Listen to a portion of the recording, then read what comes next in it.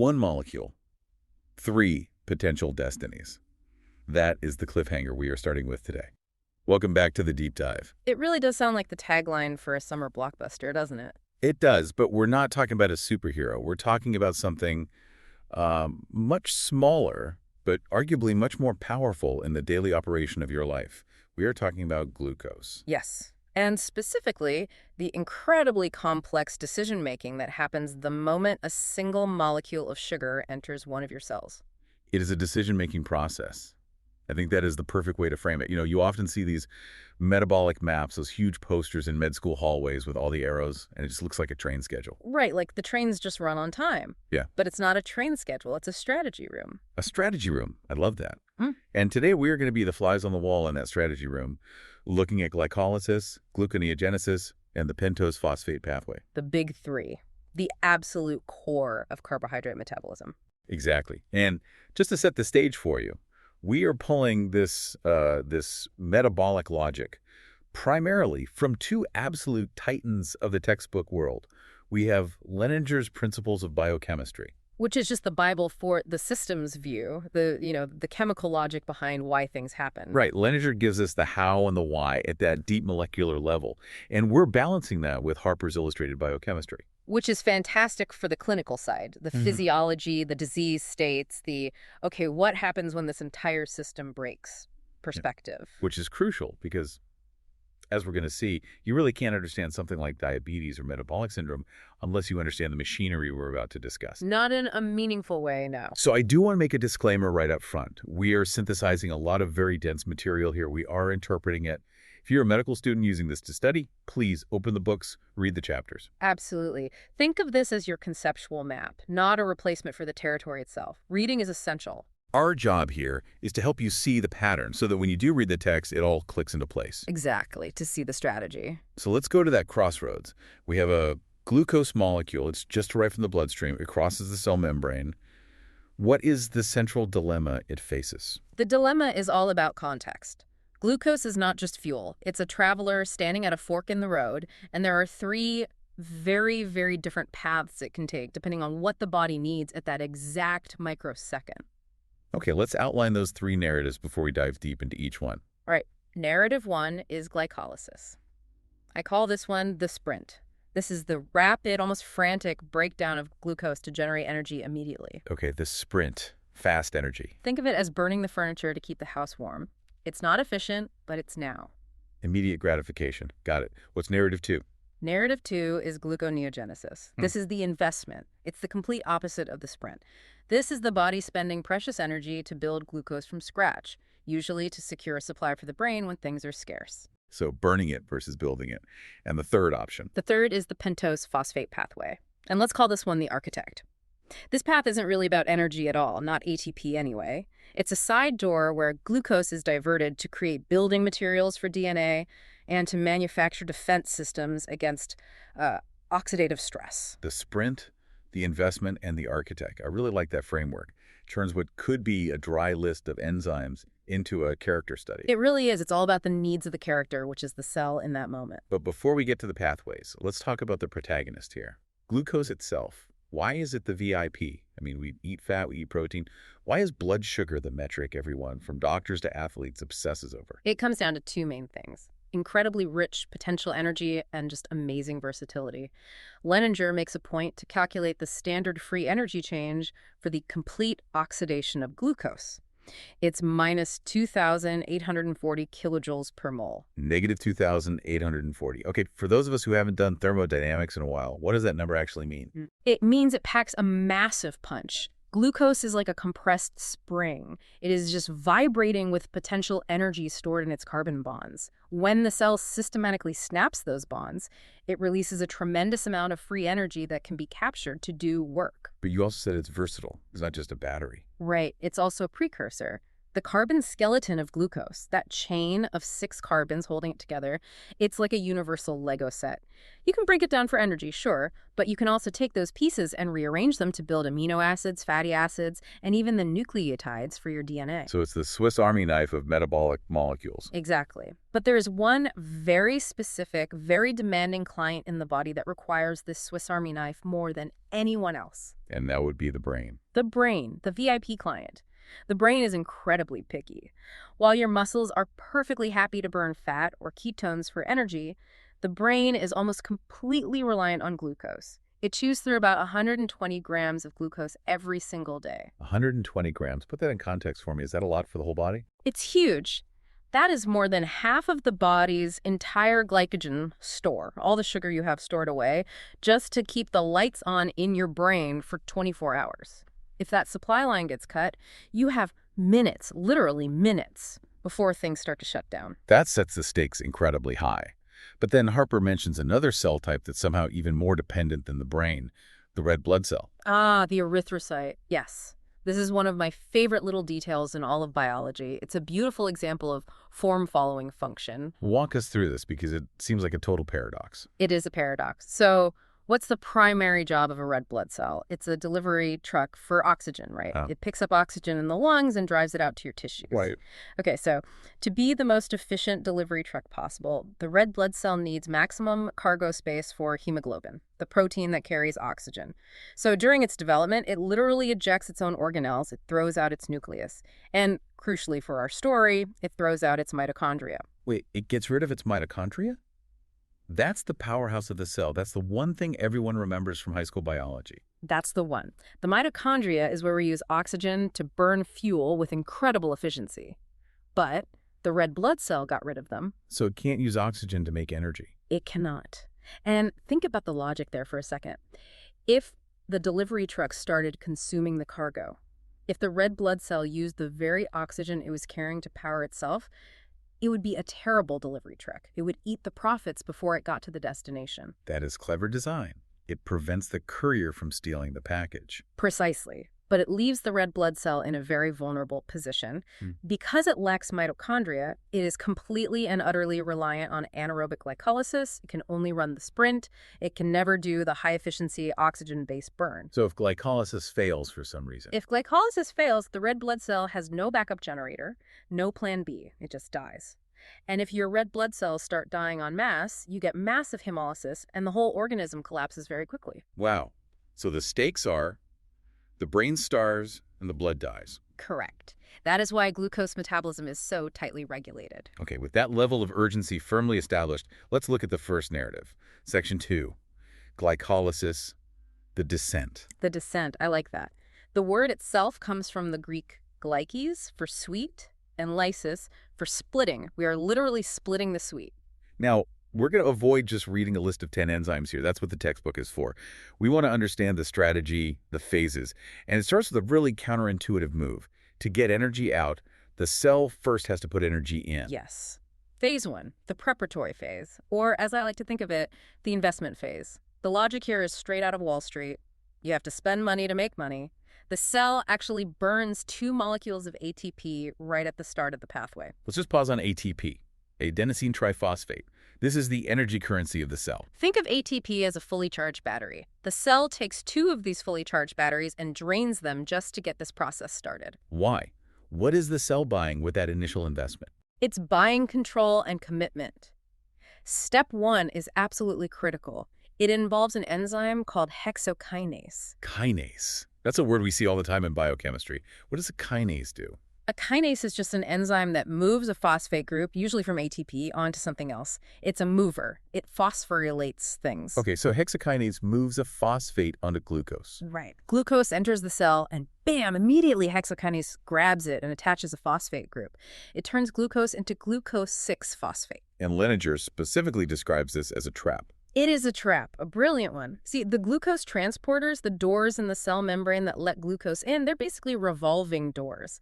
They work both ways. Glucose just flows down its concentration gradient. If you get a lot of it inside the cell, it could easily just wander back out into the blood. So how does adding a phosphate stop it? Well, the phosphate group is negatively charged and it's bulky. Once you slap that onto the glucose, it literally cannot fit back through the transporter door anymore. It's like handcuffing the molecule to the radiator inside the room. It is not leaving. No exit. So we spent 1 ATP just to trap it. Exactly. Then the cell does a little bit of rearranging and we hit step 3. Leninger calls this one the commitment step, and this involves the enzyme phosphofructokinase 1, or just PFK1. PFK1. Why is this enzyme considered the point of no return? Because up until this point, the glucose 6-phosphate could theoretically be siphoned off to other pathways, like the one we'll talk about later. But PFK1 uses the second ATP investment to add another phosphate. It creates this molecule, fructose 1,6-bisphosphate. And this molecule is unstable. It is destined to be split. The cell has now signed the contract. We are doing glycolysis. There's no turning back. And that leads us directly into phase 2, the payoff phase. The harvest. The harvest, yes. The splitting finally happens. An enzyme called aldolase takes that 6-carbon sugar with its 2 phosphates and cleaves it perfectly in half. Now you have 2 3-carbon sugars. And this is where we start getting our money back, with interest. Through a series of subsequent steps, those 2 3-carbon pieces are rearranged and oxidized. And in the process, the cell harvests energy. We get what's called substrate-level phosphorylation, which produces a total of 4 ATP molecules. Okay, let's do the math. We spent 2 ATP in the investment phase. We made 4 ATP in the payoff phase. For a net gain of 2 ATP. That's not exactly winning the lottery, is it? It's not a fortune, but it is fast cash. Glycolysis is incredibly rapid. If you are sprinting away from a bear, you don't care about long-term investment strategies, you care about speed. Glycolysis delivers ATP right now. But we also get something else out of it, right? We get NADH. Yes. The pathway involves an oxidation step. We strip some high-energy electrons off the glucose skeleton and we hand them to an electron carrier molecule called NAD plus II. It becomes NADH. I find the electron bucket analogy helpful here. NAD plus is an empty bucket. We fill it with electrons during glycolysis to make NADH the full bucket. That's a perfect analogy. And in a cell that has oxygen and mitochondria, that full bucket is then carried over to the mitochondria to be emptied, generating a lot more ATP later on. But what if there isn't any oxygen, like in a hard-working muscle? Right. Or what if you're that red blood cell we talked about and you don't even have mitochondria to take the bucket to? This is the anaerobic pivot, and this is probably one of the most misunderstood parts of metabolism, especially in the fitness world. We're talking about the production of lactate. Lactate, yes. For decades, gym teachers and coaches told us that lactic acid burn was a waste product, a toxin that builds up because our muscles are failing. And that's just wrong. It's functionally backwards. The production of lactate is a brilliant survival strategy. It's a rescue mission for glycolysis. Explain that. Why would the cell take its final product, pyruvate, and immediately convert it into lactate? What's the point? Remember the bucket? NADH? No. The full electron bucket. Yes, the full bucket. Well, glycolysis requires an empty bucket NAD+ to keep running. Specifically, step 6 of glycolysis absolutely requires NAD+ to grab electrons. If you run out of empty buckets, The whole assembly line just grinds to a halt. glycolysis stops dead. You produce 0 ATP, the cell dies. In aerobic conditions, the mitochondria is constantly emptying the NADH buckets, regenerating NAD+ chises. But without oxygen, or without mitochondria, the buckets stay full. You have an NAD+ crisis. So the cell has to find a way to empty the bucket right there in the cytoplasm. Exactly, and that's what lactate production is. The cell takes the electrons from the full bucket, NADH, and it dumps them onto pyruvate. This process turns pyruvate into lactate. So converting pyruvate to lactate isn't about making lactate. It's about recycling NADH back into NAD+ full. Precisely. It empties the bucket so it can be used again back in step 6 of glycolysis. This allows the pathway to keep cycling, to keep generating those 2 precious ATPs, keeping the muscle cell or red blood cell alive until oxygen returns or the workload decreases. That is a crucial reframe. Lactate isn't the problem. It's the solution that allows the sprint to continue. It buys you time. It's the biochemical backup generator. Okay, so that's the sprint. We break glucose, we get fast cash, and if we're pushed to the limit, we make lactate to keep the engine turning over. But let's flip the script entirely. What happens when the sprint is over? What happens when the food is gone, you haven't eaten in 12 hours, and the brain is still screaming for its 120 grams of sugar? Then we have to completely reverse the flow. This brings us to section 3. Gluconeogenesis, the investment. The investment. But wait, don't we have glycogen stores in the liver for this, the stored sugar? Why not just use those? We do. The liver is the body's pantry, but it's a small pantry. Harper notes that liver glycogen is significantly depleted between meals, it's almost gone after an overnight fast, and it's certainly gone after vigorous exercise. If you fast for 24 hours, your glycogen is essentially zero. So you're empty, but you don't pass out. You don't pass out because the liver switches its entire operational mode. It initiates gluconeogenesis. It starts scavenging for scraps around the body. It takes up pyruvate. It takes up that lactate from the muscles. It takes glycerol from broken down fats. And it takes certain glucogenic amino acids, usually from muscle protein. It's metabolic recycling on a massive scale. It is. It takes these various 3-carbon and 4-carbon scraps and painstakingly stitches them back together to make a brand new 6-carbon glucose molecule. And where is all of this happening? Primarily in the liver. The liver does about 90% of this heavy lifting. Harper makes a great point that the renal cortex, the kidney, also contributes about 10% after a short fast. But if you're in prolonged starvation for like a week, the kidney actually ramps up its production and can do almost half the work. That's fascinating. So the liver and kidney are the producers. Who are the main consumers of this new glucose? The brain, first and foremost. Then the red blood cells and the tests are also major consumers. But it's important to note who is not a producer. Muscle. So muscle can't make its own glucose from scraps? No. And it can't export the glucose it gets from its own glycogen stores either. Muscle is metabolically selfish. It keeps what it has for its own use. The liver is altruistic. It makes glucose to maintain the blood sugar for the rest of the body, especially the brain. Now here's where the chemistry gets a bit tricky. You can't just run glycolysis backward, can you? It's not like you can just put the movie in reverse. No, you can't. And this is what I call the thermodynamic lie of those simple metabolic charts. We often see arrows going both ways, but chemically, that's impossible for certain steps. Remember the fire analogy? Right, you said glycolysis releases energy. It's exergonic. It's like burning a match. You cannot unburn a match just by willing it.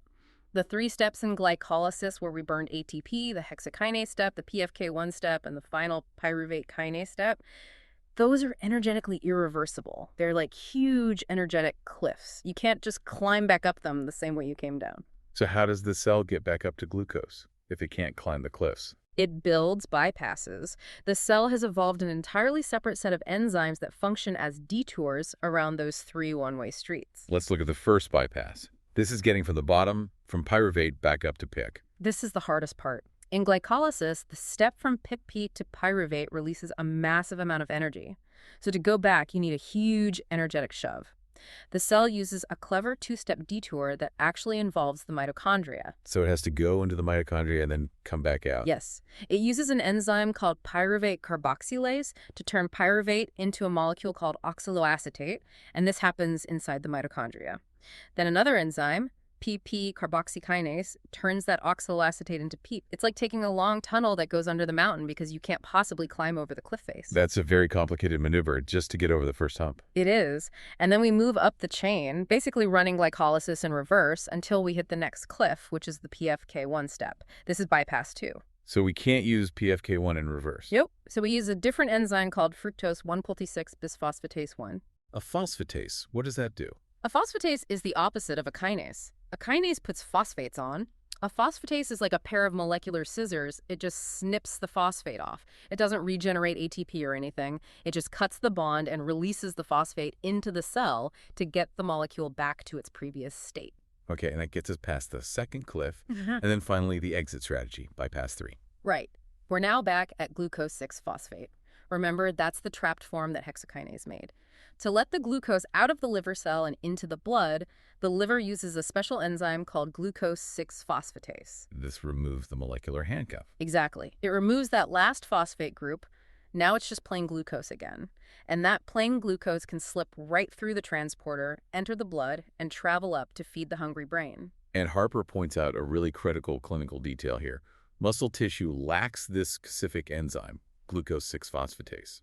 And that is the key reason why muscle glycogen is for muscle use only. Even if a muscle cell is chock full of glycogen, It cannot release that glucose into the blood to help a starving brain. It's missing the key to unlock the door. So the liver's doing all this incredible work. It must be energetically expensive. Oh, it's extremely expensive. To make a single molecule of glucose via gluconeogenesis, it costs the cell 4 ATP, 2 GTP, which is another energy equivalent, and 2 NADH. Wow.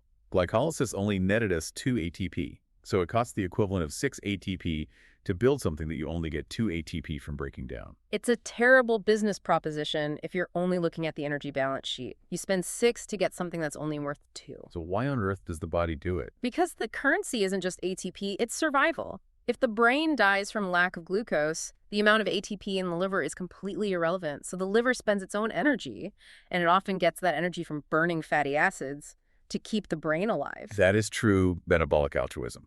The liver burns its own furniture to keep the brain's lights on. A perfect way to put it. Okay, so we have the sprint, which is glycolysis, and the investment, gluconeogenesis. But there's that third path, mysterious side door. Section 4, the pentose phosphate pathway, the architect. This pathway is just fascinating because it completely ignores the energy demands of the cell, at least in terms of ATP. It produces 0 net ATP. So what's the point of it then, if not energy? It's about needs. The cell has other needs besides ATP. It needs materials to build things, and it needs systems to protect itself. This pathway branches off right at the beginning from glucose 6-phosphate. And it has 2 main products. Let's take them one by one. Product number 1 is NADPH. Yes. Now, I want to caution the listener to notice the P. We talked about NADH before. This is NADPH. What's the difference? Chemically, it's just one extra phosphate tag, but biologically, they live in completely different worlds. NADH, as we said, is for energy generation. It's cash that you take to the bank, the mitochondria. NADPH is for biosynthesis. I like to remember the P as standing for purpose or protection. Okay, biosynthesis of what? What are we building with this? Primarily fatty acids and steroids. If you look at where this pathway is most active in the body, it's in the liver, which is constantly making fats. It's in the adrenal glands, making stress hormones, and it's in the gonads, making sex hormones. You need the reducing power of NADPH to build those complex lipid molecules from scratch.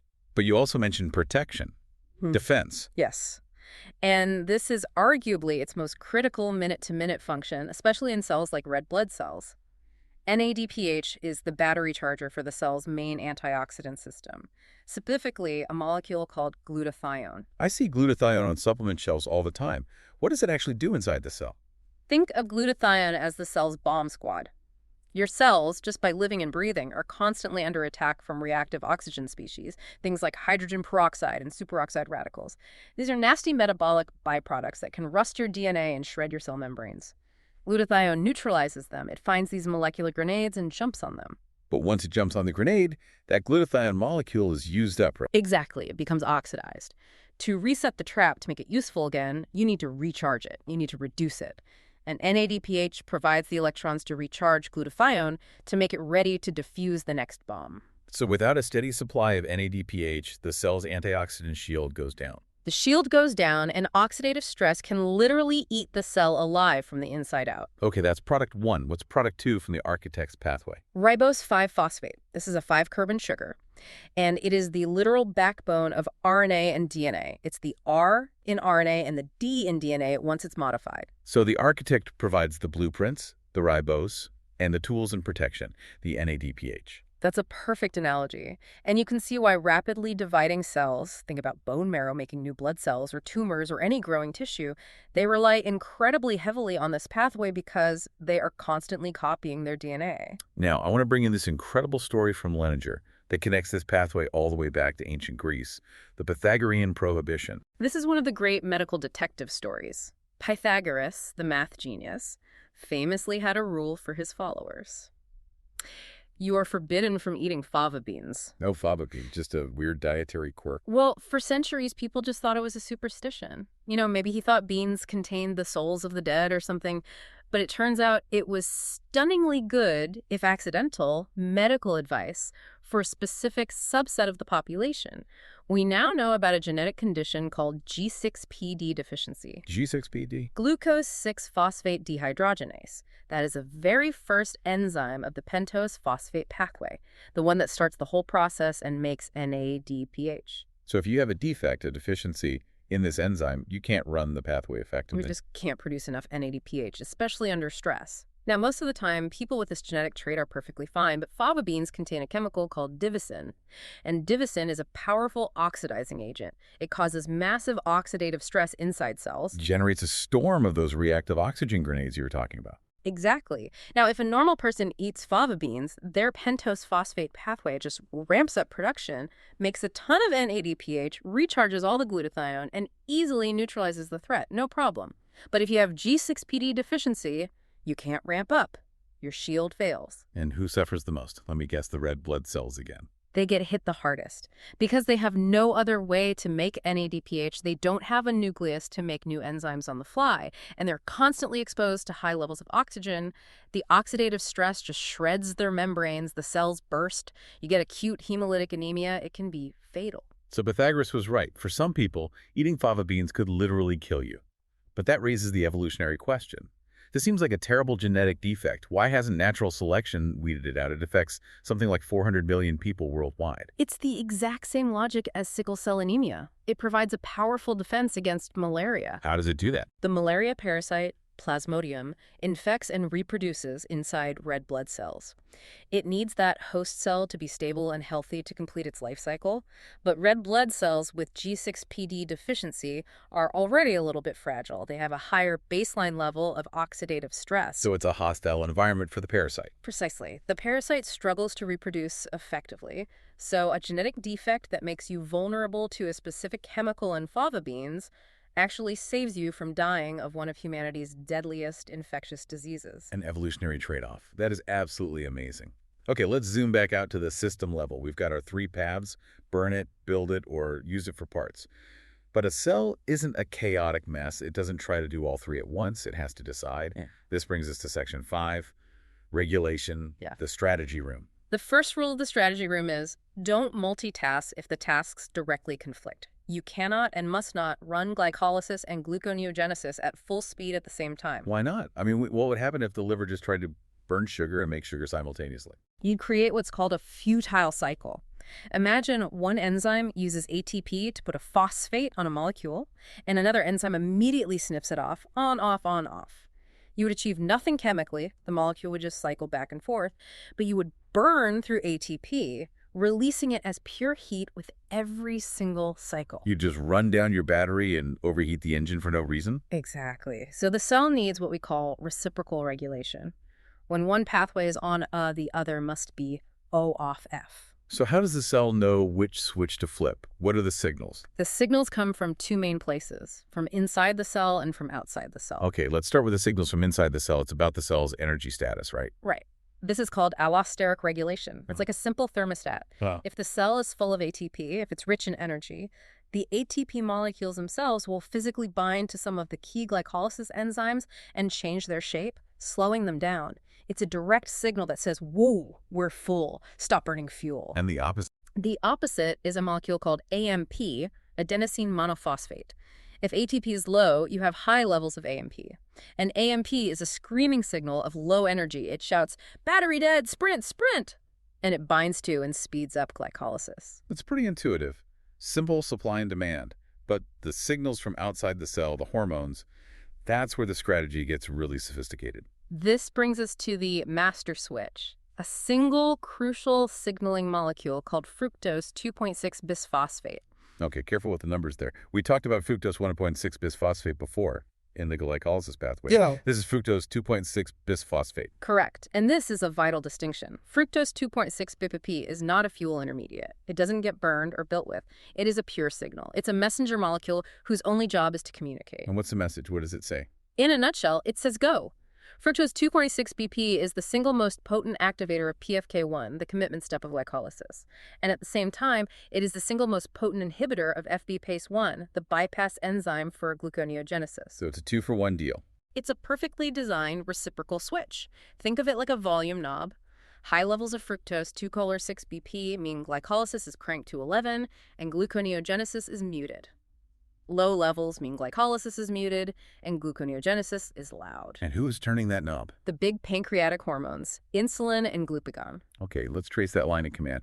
I eat a carbohydrate-rich meal. My blood sugar goes up. Your pancreas detects the high blood sugar and releases insulin. Insulin is the fed state hormone. It signals to the liver we are flush with sugar. The liver responds by making more fructose, 2R6BP. That turns the knob up. Glycolysis turns on to process the incoming sugar. Gluconeogenesis turns O off F because why would you make sugar when you're swimming in it? Okay, now the opposite scenario. I skip lunch, I'm fasting, my blood sugar starts to drop. Your pancreas detects the drop and releases glucagon. Glucagon is the fasting state hormone. It signals to the liver the brain is getting hungry. The liver responds by lowering the levels of fructose, 2006 BP. The knob turns down, glycolysis shuts off, and gluconeogenesis roars to life, making new glucose to send out to the blood. It's an incredibly elegant system. Now, Leninger also mentions a slower, longer-term form of regulation, a transcriptional regulator called CHREBP. Yes, this is about long-term adaptation. The insulin and glucagon stuff is fast. It happens in minutes to hours. CHREBP is about changing the factory itself. This takes hours to days. So how does that work? If you consistently eat a high-carbohydrate diet, one of the metabolites from the pentose phosphate pathway, a molecule called xylulose 5-phosphate, actually activates CHREBP. CHREBP then travels into the nucleus and turns on the genes for fat synthesis enzymes. It's the body saying, look, we seem to be getting a lot of sugar on a regular basis. Let's build more machinery to convert this excess into fat for long-term storage. Exactly. It's remodeling the factory floor based on the long-term supply chain. And finally, in this regulation section, we have to talk about how different organs cooperate. The Cori cycle. This is the ultimate example of metabolic teamwork between the muscle and the liver. So you're doing intense exercise, your muscles are running anaerobic glycolysis, producing a ton of lactate. Right, to regenerate that NAD plus dough. But if that lactate just builds up in the muscle, the pH will drop and cause problems. So the muscle dumps the lactate out into the bloodstream. And the liver picks it up? The liver picks up that lactate, uses its gluconeogenesis machinery to turn it right back into glucose, and then ships that brand new glucose back out into the blood where it can be taken up by the muscle for another round of glycolysis. But wait a minute. The muscle got 2 ATP for making the lactate. But you said the liver spends 6 ATP to turn it back into glucose.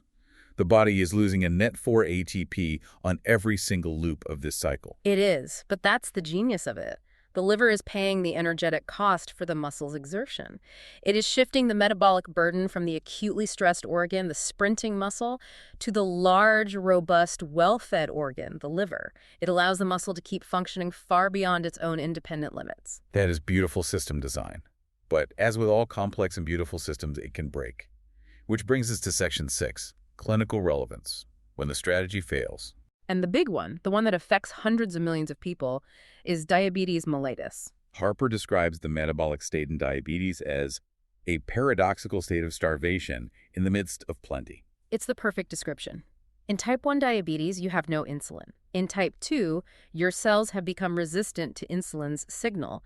But in both cases, the liver cannot hear the I am fed signal. So even if your blood sugar is sky high because you just ate, the liver's internal strategy room thinks the body is starving to death. Because without that insulin signal, the master switch, fructose 2,6-BP, stays low. So the liver stays locked in gluconeogenesis mode. Exactly. It keeps churning out brand new glucose and pumping it into the blood, adding fuel to a fire that's already raging. And at the same time, it starts breaking down fats to make ketones because it thinks it needs to save the brain from a famine that isn't actually happening. So you get this devastating combination of hyperglycemia, dangerously high blood sugar, and ketoacidosis. It's a runaway feedback loop caused by a failure of communication.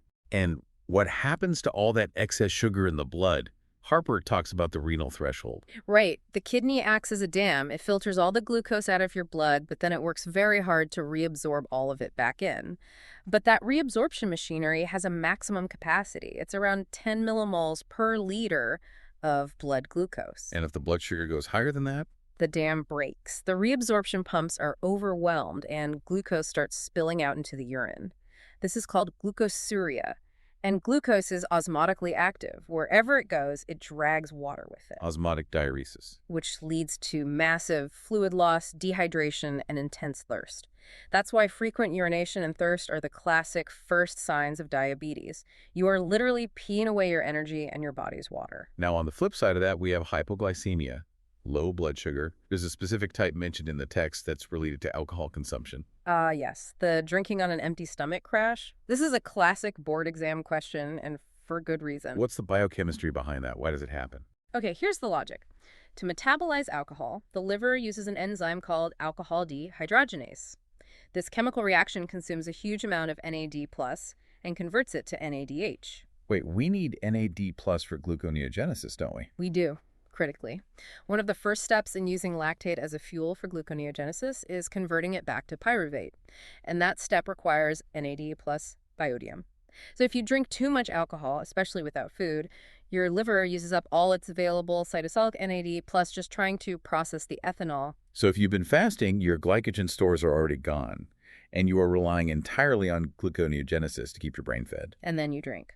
The alcohol metabolism effectively blocks the gluconeogenesis pathway. You suddenly have zero source of glucose, your blood sugar plummets, the brain starves, you can lose consciousness. It's not just about being drunk, it's a genuine metabolic crisis. It is, a very dangerous one. It's a sobering fact, indeed. We've covered a tremendous amount of ground. We've watched glucose enter the cell, get trapped, and face its destiny. We've seen the frantic sprint of glycolysis, the patient investment of gluconeogenesis, and the careful architectural work of the pentose phosphate pathway.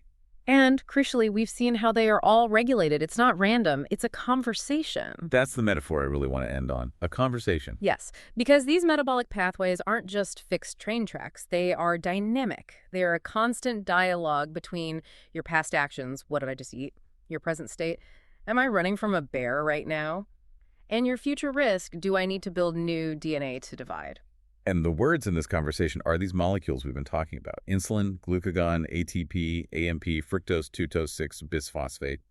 Precisely. They are the signals that coordinate the entire system. I want to leave our listeners with one final provocative thought to mull over. We spent this whole time talking about breaking bonds and moving electrons. The fundamental mechanics of life. But think for a second about where that energy originally came from. Every time you sprint to catch a bus, every time you lift a weight, or even just think a thought, you are powered by the breaking of carbon bonds in glucose.